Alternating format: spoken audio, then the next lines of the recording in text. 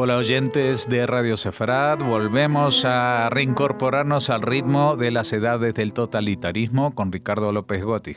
Hola Ricardo.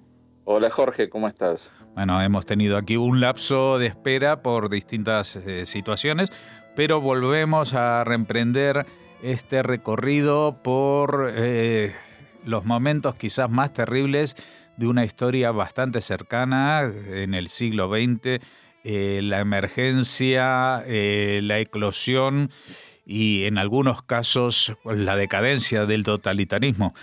Y hay alguien que se ocupó, entre otras cosas, de que esto pudiera ser juzgado, ¿no? Porque había situaciones criminales que no estaban tipificadas hasta ese momento. Exacto. La figura de Raphael Lemkin es clave para entender, primero porque es quien acuña el término de genocidio y es quien empieza a estudiar ya en los años 30. Él empieza a estudiar lo que eran los crímenes contra la humanidad. Lemkin era judío, nació en lo que hoy es Bielorrusia, pero en una familia que hablaba polaco, no en yiddish, y en una familia que además se preocupó por incentivarlo en el campo del estudio. Si bien él vivía en una granja, él, gracias a sus padres, aprendió varios idiomas y pudo estudiar en la universidad, mientras Polonia era un país independiente, pero además él, justamente por sus orígenes familiares, sabía de la historia de los pogroms, vivió el pogrom de alguna forma de 1906, todavía en el Imperio Ruso, vivió la invasión alemana durante la Primera Guerra Mundial, y acá hay un dato significativo: su familia, cuando ocurre esa invasión, decide esconder los libros. Esconden los libros en el bosque para que no se los puedan robar. Ahí la importancia de la educación que le daba esa familia. Bueno, él estudió en lo que hoy es el Lviv. En ese tiempo era primero Lemberg y después Lviv. Hoy es parte de Bielorrusia. Y él estudia Derecho y después hace su carrera académica en Polonia y empieza a estudiar los temas de, primero lo que él llamaba barbarie y vandalismo.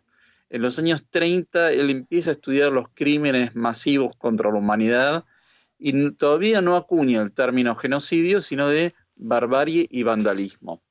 ¿Qué ejemplos tomaba él? Primero, algo bastante cercano geográficamente, que habían sido los crímenes cometidos por el Imperio Otomano contra los pueblos cristianos en lo que hoy son Rumania y Bulgaria, lo que se conocía en el siglo XIX como las atrocidades turcas. Luego también le resulta muy cercano en el tiempo, y también porque en la ciudad donde él vivía había una comunidad armenia, que fue el genocidio armenio. De modo que también tuvo contacto y pudo estudiar lo que fue el genocidio armenio durante el Imperio Otomano en la Primera Guerra Mundial.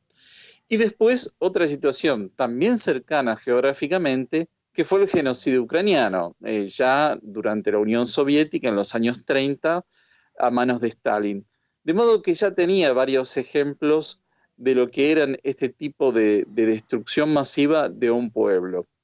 Y acá es interesante observar que él no ponía tanto énfasis en el carácter de una nación, una etnia, un grupo religioso, sino que lo veía desde el punto de vista de los derechos individuales. Es decir, era la destrucción de individuos que pertenecían a una nación, una etnia, una religión, una clase social, una comunidad lingüística. Es decir, que él entendía que el derecho a tener una nacionalidad, una religión, ser parte de determinado pueblo, era un derecho que le tenía cualquier persona en tanto individuo, es decir, desde el punto de vista de las libertades individuales. Es decir, que él tuvo una visión bastante cosmopolita sobre el tema, lo cual además se lo permitió su vasta educación. Él no solo hablaba polaco, yiddish, ruso, alemán, sino que también era una persona que podía leer en francés, en castellano, e incluso lenguas como el pali, el sánscrito y el griego antiguo. Así que estamos ante una figura de primer nivel en lo intelectual, y que cuando la Liga de las Naciones, aquella entidad supranacional fallida en el periodo de entreguerras, empieza a funcionar, él trata de que la Liga de las Naciones de alguna forma tipifique estos delitos. Él en principio lo llama barbarie y vandalismo. Y también presta mucha atención a lo que va ocurriendo en la Alemania en el periodo de entreguerras, la República de Weimar, cómo es que el nazismo iba creciendo. También lo ve en la propia Polonia, cómo es que los judíos empiezan a ser discriminados aun cuando todavía no había empezado la guerra mundial. Él va viendo cómo en su condición de judío va siendo cada vez más discriminado en la Polonia de entreguerras, sobre todo en la presidencia de Piłsudski, y comienza a advertir que este es un fenómeno que la mayoría de los países no estaban interesados todavía en estudiar. Lo que ocurre es que el gran punto de inflexión va a ser cuando en 1939 tanto la Alemania nazi como la Unión Soviética invaden Polonia. Ahí él va a poder escaparse hacia primero Lituania, que todavía no había sido conquistada por ninguno de los grandes países totalitarios, y luego de ahí parte hacia Suecia, que era un país neutral. En Suecia va a lograr recopilar una gran cantidad de legislación de no solo de la Alemania nazi, sino de los países que estaban colaborando con el nazismo, así como la legislación de los territorios que iban siendo ocupados por el nazismo, ya sea lo que va a ser los territorios que ocupa Polonia, ¿no? En lo que se llamaba el gobierno general, cómo se iba dando toda la política de germanización en los territorios que fueron anexados por la Alemania nazi, tal como lo vimos en capítulos anteriores, qué es lo que pasa con esa Checoslovaquia desmembrada. Estudia los códigos civiles tanto de la Italia fascista como de la Unión Soviética, de modo que él va viendo cómo se desarrolla y se va implementando un sistema totalitario con aspiraciones de genocidio. Logra escapar, no, en realidad no escapar, ¿no? Sino de Suecia, logra ir hacia la Unión Soviética ya cuando había comenzado la guerra, puede visitar la región de Birobidzhan, allá en el extremo oriente, que había sido creada como una especie de república autónoma judía en la frontera con Manchuria, y desde ahí puede ir hacia Estados Unidos. En Estados Unidos se va a encontrar con un ambiente no receptivo a lo que él estaba planteando. Él va con mucha documentación sobre lo que estaba ocurriendo con la Alemania nazi, pero ¿qué ocurría? Todavía Estados Unidos no había entrado en guerra con las potencias del eje. Por lo tanto, él toma contacto, por ejemplo, con el entonces vicepresidente Wallace, que no le presta mayor atención a lo que él le estaba planteando y explicando sobre lo que era la política del genocidio. Tampoco encuentra receptividad en la opinión pública porque en términos generales no se creía que estaba ocurriendo la Shoah, que se estaba llevando adelante una campaña de exterminio.